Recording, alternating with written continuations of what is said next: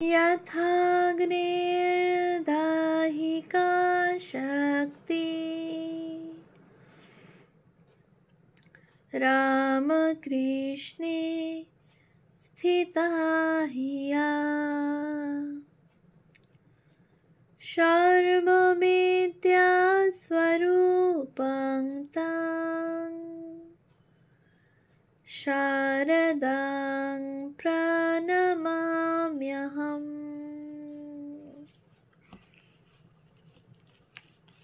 পূজনীয়া প্রব্রাজিকা বেদান্ত প্রাণা মাতাজির রচনা শ্রী শ্রী মা ও দশমহাবিদ্যা গ্রন্থ থেকে পাঠ।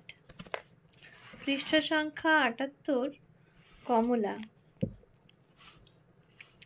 দশমহাবিদ্যার শেষ মহাবিদ্যা কমলা।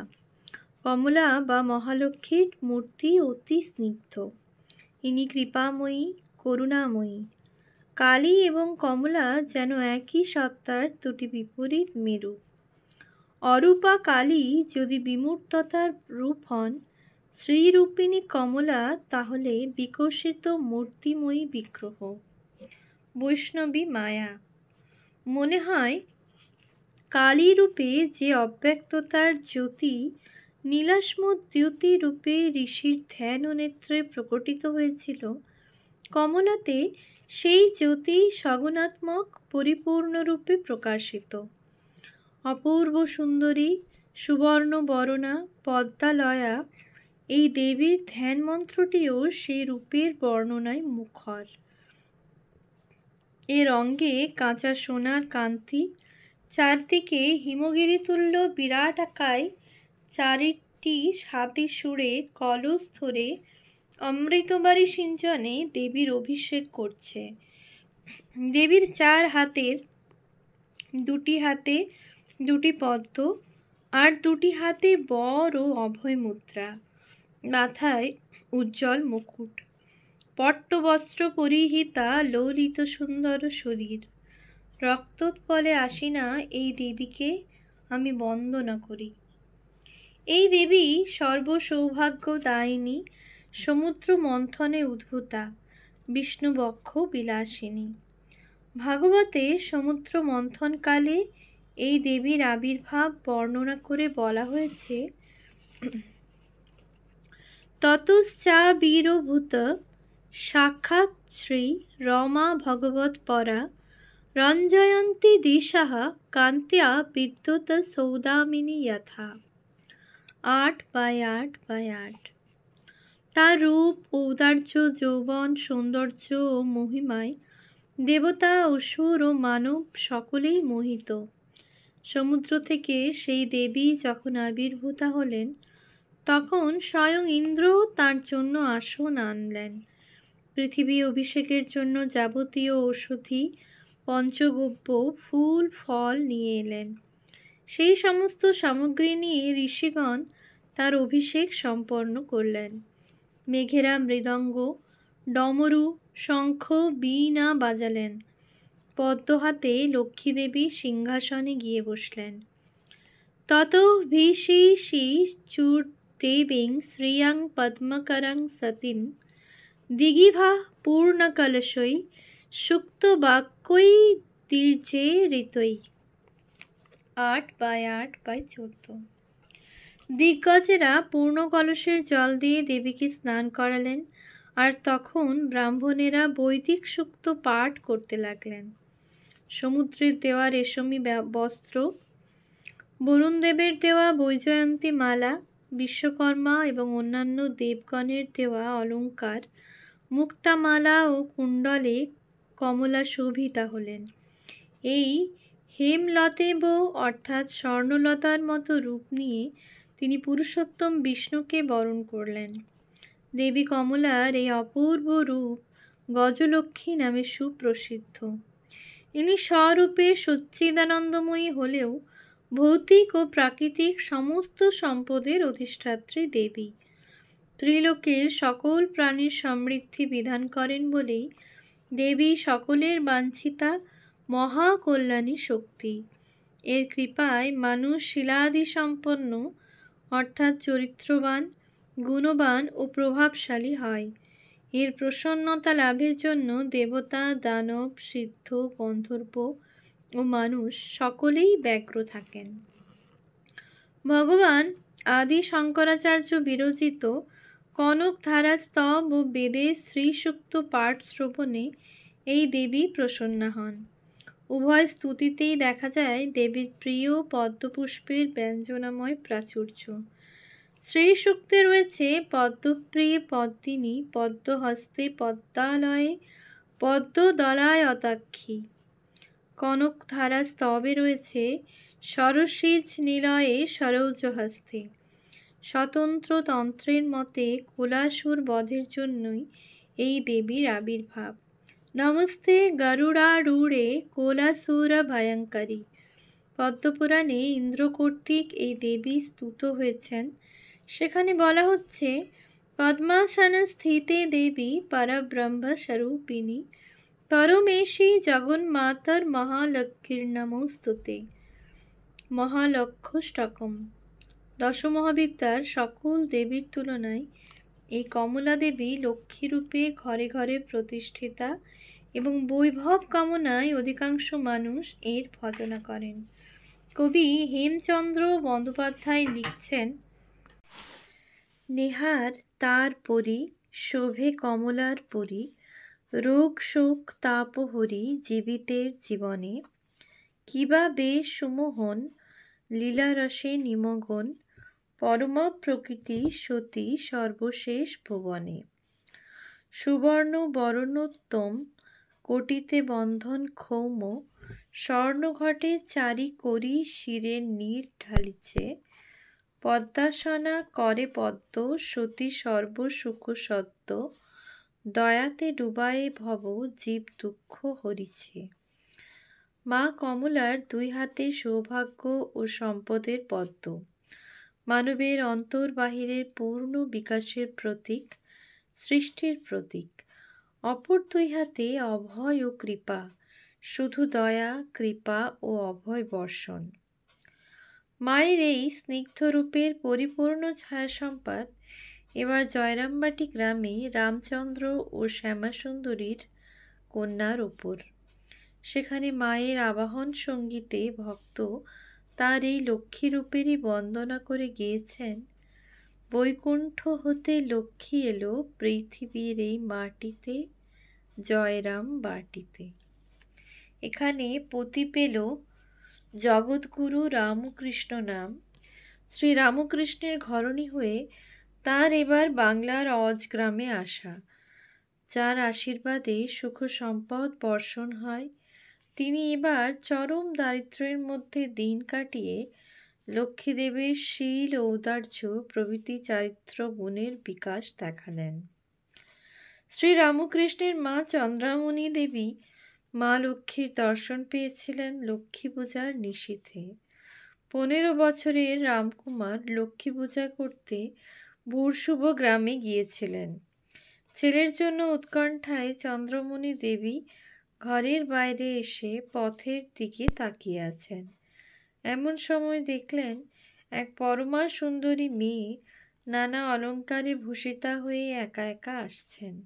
তিনি সরলভাবে রমণীকে জিজ্ঞাসা করলেন, মা, তুমি কোথা থেকে আসছো? রমণী বললেন, ভুরশুভ থেকে। তার কাছে পুত্রের খবর পেয়ে নিশ্চিন্তা হয়ে রমণীকে অনুরোধ করলেন চন্দ্রমণি, চলো না, আমাদের ঘরে আজ রাতের মতো বিশ্রাম করে কাল যেখানে যাবার যাবে। মেয়েটি বলল, না মা, আমাকে এখনই যেতে হবে। তোমাদের বাড়িতে আমি অন্য সময়ে আসব। এর বহু বছর পর ছোট্ট শারদামণি কামারপুকুরে বধূ রূপে এলেন। এই লক্ষ্মীর অঙ্গ থেকে গহনা খুলে নিতে চন্দ্রমণির প্রাণে বড় লেগেছিল। তাই বালিকাকে সান্ত্বনা দিয়ে বলেছিলেন, মা, গদাধর তোমাকে ওই সকলের অপেক্ষাও উত্তম অলঙ্কার সকল ইহার পর কত দিবে। উৎস লীলা প্রসঙ্গ সাধক ভাব, পৃষ্ঠা 100। গৌরীমা একদা ভূষণহীনা শ্রী শ্রী মাকে বলেছিলেন, তুমি বৈকুণ্ঠের লক্ষ্মী, তোমায় কি এমন বেশ ধরতে আছে? তোমার গায়ে সোনা থাকলে তাতে জগতেরই কল্যাণ। উৎস: শ্রী দুর্গাপুরী দেবী সারদা রামকৃষ্ণ, শ্রী শ্রী শারদেশ্বরী আশ্রম, কলকাতা, 1361, পৃষ্ঠা 113। আমরা জানি স্বর্ণের মতো অভিশাপও, স্বর্ণের মধ্যে অভিশাপও নিহিত। রাজা পরীক্ষিতের মুকুটে স্বর্ণ অভিশাপ হয়ে নেমে এসেছিল তার জীবনে। ঐশ্বর্যের মধ্যে যদি শ্রী না থাকে, লাবণ্য না থাকে, তবে সে ঐশ্বর্য পতনের কারণ হয়। শিল্পী নিবেদিতার চোখে ধরা পড়েছিল শ্রী শ্রী মায়ের প্রতিমাতে অনাসক্ত ঐশ্বর্যের লাবণ্যময় রূপটি। তাই তিনি বলেছিলেন, তোমার ভালোবাসায় আমাদের মতো উচ্ছ্বাস বা উগ্রতা নেই, তা পৃথিবীর ভালোবাসা নয়, স্নিগ্ধ শান্তি তা। সকলের কল্যাণ আনে, অমঙ্গল করে না কারো। সোনার আলোয় ভরা তা, খেলায় ভরা। উৎস: শতরূপে সারদা, পৃষ্ঠা 173। দক্ষিণেশ্বরে ভক্তেরা কোনো জিনিস আনলে শ্রী শ্রী ঠাকুর সেসব নহবতে শ্রী মাকে দেখিয়ে আনতে বলতেন, কারণ তার কল্যাণ দৃষ্টি পড়লে ভক্তেরই কল্যাণ হবে। ওসব যে তাঁরই বৈভব। শ্রী মায়ের শ্রীমুখেও তাঁর স্বরূপের আভাস পায়। জনৈক ভক্ত জানতে চাইলেন, মা যে সাধারণ স্ত্রীলোকের মতো রুটি বেলছেন, ঘরকন্যার কাজ করছেন, এসব কি মায়া নাকি? মায়ের উত্তরটি শুনলে বিস্ময়ে অভিভূত হতে হয়। বলছেন, মায়া বই কি? মায়া না হলে আমার এ দশা কেন? আমি বৈকুণ্ঠে নারায়ণের পাশে লক্ষ্মী হয়ে থাকতুম। ভগবান নরলীলা করতে ভালোবাসেন কি না? উৎস: শ্রীমা সারদা দেবী, পৃষ্ঠা 130। তীর্থযাত্রায় পুরীতে জগন্নাথকে দর্শন করে শ্রী মা বলেছিলেন, জগন্নাথকে দেখলুম যেন পুরুষ সিংহ রত্নবেদিতে বসে রয়েছেন, আর আমি দাসী হয়ে তাঁর সেবা করছি। উৎস: শ্রীমা সারদা দেবী, পৃষ্ঠা 130। পুরীতে লক্ষ্মীর মন্দিরে বসে তিনি দীর্ঘকাল ধ্যান করতেন। মায়ের এই স্বরূপ কথন আমাদের মনে মাতৃমহিমার নতুন চালচিত্র তৈরি করে দেয়। কখনো তিনি দুর্গা, কখনো কালী, জগদ্ধাত্রী সরস্বতী, কখনো বা তিনি গৃহস্থের ঘরে কল্যাণী অচলা মা লক্ষ্মী। দেবী কমলার পদ্মপ্রীতির প্রসঙ্গে শ্রী শ্রী মায়ের জীবনের একটি মনোরম ঘটনা আমাদের স্মৃতিপথে উদিত হয়। জনৈক সেবক মায়ের পালিতা আদরিণী রাধারানীর বিবাহের সময় আহার নিদ্রা ভুলে পরিশ্রম করায় শরৎ মহারাজ প্রীতিভরে তাকে বলেন, এখন যদি 108টি কমল সংগ্রহ করে মায়ের পায়ে অঞ্জলি দিতে পারো, তাহলে তোমার পরিশ্রমের ও এই সেবার চরম পূর্ণতা লাভ হবে। সেবক সেই নির্দেশ অনুসারে পদ্ম সংগ্রহ করে মনের আনন্দে মায়ের পূজা করে ও অশেষ আশীর্বাদ লাভে ধন্য হয়। কামারপুকুর গ্রামে বাড়ির ঝি সাগরের মা একবার শ্রী মাকে অসুস্থ দেখে খুব সেবা করেছিলেন। মা সেবায় সন্তুষ্ট হয়ে তাকে আশীর্বাদ করেছিলেন, তোর ভাত কাপড়ের কষ্ট হবে না। বাস্তবিকই ওই দরিদ্র মেয়েটির কোনো দিন ভাত কাপড়ের কষ্ট হয়নি। জয়রামবাটিতে একবার অনাবৃষ্টির জন্য সব শস্য জ্বলে যেতে আরম্ভ করে। নিরুপায় চাষিরা গ্রামের সারদা লক্ষ্মীর কাছে করুণ আবেদন নিয়ে এলো, এবার মা, আমাদের ছেলেপিলের বাঁচবার আশা নেই, সকলকে না খেয়ে মরতে হবে। উৎস: শতরূপে সারদা, পৃষ্ঠা 340। শ্রী মা গিয়ে ক্ষেত দেখে দুঃখে আকুল হলেন। সেই রাত্রেই মায়ের প্রার্থনায় প্রচুর বৃষ্টিপাতই শুধু নয়, পরে এমন ফসল হলো যা বহু বছর হয়নি। এমনই জয়রামবাটির লক্ষ্মীর কৃপা সম্পাদ। সন্তানের আরোগ্য নিরাময়ও মা কম করেননি। জয়রামবাটিতে মায়ের বাড়ির রাখাল ছেলেটির একবার খুব খোসপাঁচড়া হয়, মা সহস্তে নিম হলুদ বেটে তার হাতে দিয়ে কিভাবে লাগাতে হবে দেখিয়ে দেন। বহু বছর এক ভক্ত মহিলার হাতে ঘা রয়েছে জেনে ঠাকুর পূজার নির্মাল্য ও চরণামৃতের পাত্রে তাকে হাত ডুবিয়ে নিতে আদেশ করেন মা। তারপর বলেন, আর হাতে অসুখ থাকবে না, তবে কখনো যদি একটু ঘা দেখো তবে ঠাকুরের চরণামৃত দিলেই সেরে যাবে। এরকম আরও কত দৃষ্টান্ত আমরা বিভিন্ন ভক্তের স্মৃতিকথায় দেখতে পাই। আমরা শ্রী সূক্তে তো এই প্রার্থনাই দেখি, শ্রী বচস্যম আয়ুষ্যাম আরোগ্যম অবিধাত পবমানং মহীয়তে ধনং ধান্যং পশুং বহুপুত্র লাভং শত সংবৎসরং দীর্ঘমায়ু। গৃহী ভক্ত মদনমোহন মিত্র পরম সৌভাগ্যের ফলে শ্রী শ্রী ঠাকুর ও শ্রী শ্রী মাকে নারায়ণ ও লক্ষ্মীরূপে দর্শন করেছিলেন। একদিন তিনি শঙ্খ চক্র গদা পদ্মধারী নারায়ণের জ্যোতির্ময় ধ্যান মূর্তির দর্শন পেয়ে জয় শ্রী নারায়ণ রূপী রামকৃষ্ণের জয় বলে ভক্তি ভরে প্রণাম করেন। অন্য একদিনের কথা, সেদিন তিনি বহুক্ষণ শ্রী শ্রী মার পবিত্র সান্নিধ্য লাভ করেছিলেন। হয়তো তাঁরই কৃপায় সন্ধ্যাকালীন ধ্যানের সময় সহসা মহালক্ষ্মী রূপে তিনি শ্রী মাকে দেখেন। তাঁরই ভাষায়, একখানি রত্ন সিংহাসনের উপর শ্রী শ্রী মা বসিয়া আছেন। মায়ের দুপাশে দুজন কিশোরী চামর দোলাইতেছে। সিংহাসনখানির তলদেশে দুইটি হস্তি সুর উত্তোলন করিয়া রহিয়াছে। মায়ের মাথায় স্বর্ণ খচিত মুকুট, দেহ নানাবিধ অলঙ্কারে সুসজ্জিত, পরনে একখানি বিদ্যুৎ প্রভা উজ্জ্বল শাড়ি, এক হাতে বর আর এক হাতে আশীর্বাদ, অধরে হাস্যরেখা। যেখানে যেখানে মায়ের দৃষ্টি পড়িয়াছে সেখানে স্তবকে স্তবকে পদ্ম ফুটিয়া উঠিয়াছে। মা সেই প্রসন্ন দৃষ্টিতে আমার দিকে চাহিলেন। আমার হৃদয়টি যেন পদ্মের মতো প্রস্ফুটিত হইয়া উঠিতে লাগিল। উৎস ভক্ত মনমোহন, উদ্বোধন কার্যালয়, কলকাতা, 1943, পৃষ্ঠা 272-73। শ্রী শ্রী মা সর্বদেব দেবী স্বরূপিণী।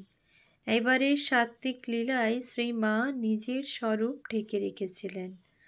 অধিকাংশ ক্ষেত্রে গ্রামের বধূ ও জননীর মতো অবগুণ্ঠিতা থেকে ভক্তদের কৃপা বিতরণ করেছেন। তবু কোনো কোনো বিরল ক্ষেত্রে জয়রামবাটির লক্ষ্মী আত্মপ্রকাশ করেছেন আশ্বাস ও করুণা বর্ষণ করে। সেবক সন্তান স্বামী শারদেশানন্দজির ভাব দৃষ্টিতে পাই শ্রী শ্রী মায়ের লক্ষ্মী রূপ।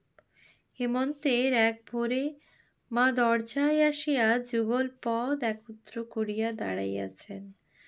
ঈষৎ আর্দ্র সদ্যলিপ্ত সেই দ্বারতল ভূমিতে তাহার ধূসর ধূলিরঞ্জিত শ্রীচরণ যুগলের এমন সুন্দর ছাপ পড়িয়াছে যে সে অতুলনীয় শোভা দেখিয়া মনে হয় স্বয়ং শ্রী লক্ষ্মী এই মাত্র গৃহাভ্যন্তরে শুভ প্রবেশ করিয়াছেন। উৎস শ্রী শ্রী মায়ের স্মৃতিকথা, 1989, পৃষ্ঠা 125।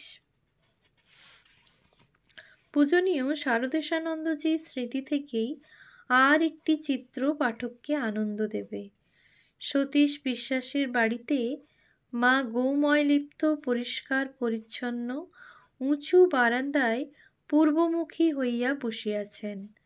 বারান্দার কিনারায় বসিয়াছেন, নিচে পা ঝুলিতেছে, কোলের উপর হাত দুখানি, পরিধানে লাল সরু পাড় শুভ্র বস্ত্র, ঈষৎ ঘোমটা টানা, প্রসন্ন মুখমণ্ডল, ঈষৎ কুঞ্চিত কেশরাশি বক্ষের দক্ষিণ পাশ হইয়া নিচে ঝুলিতেছে।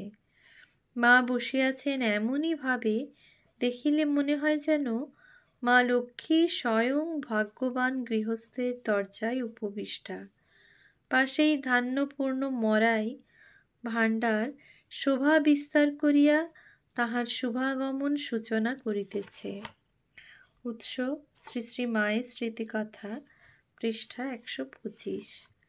শ্রী মা যে আমাদের ঘরে ঘরে অর্চিতা মা লক্ষ্মী, সম্পদদাত্রী, ধর্ম অর্থ কাম মোক্ষ দায়িনী কল্যাণী, সে কথা স্মরণ করে ভক্ত হৃদয় পুলকিত হয়। শ্রী মার এই স্বরূপখানি দূরত্ব রচনা না করে তাকে আরও আপনার বোধ করিয়ে ধন্য করে। দশমহাবিদ্যার মহালক্ষ্মী শ্রী মা আমাদের ঘরের লক্ষ্মীরই একান্ত স্নিগ্ধ রূপ। সর্বমঙ্গল্য মঙ্গলে শিবে সর্বার্থ সাধিকে, শরণ্যে ত্র্যম্বকে গৌরী নারায়ণী নমস্তুতে। ওম শান্তি শান্তি শান্তি। হরিঃ ওম তৎসৎ। শ্রীরামকৃষ্ণার্পণমস্তু।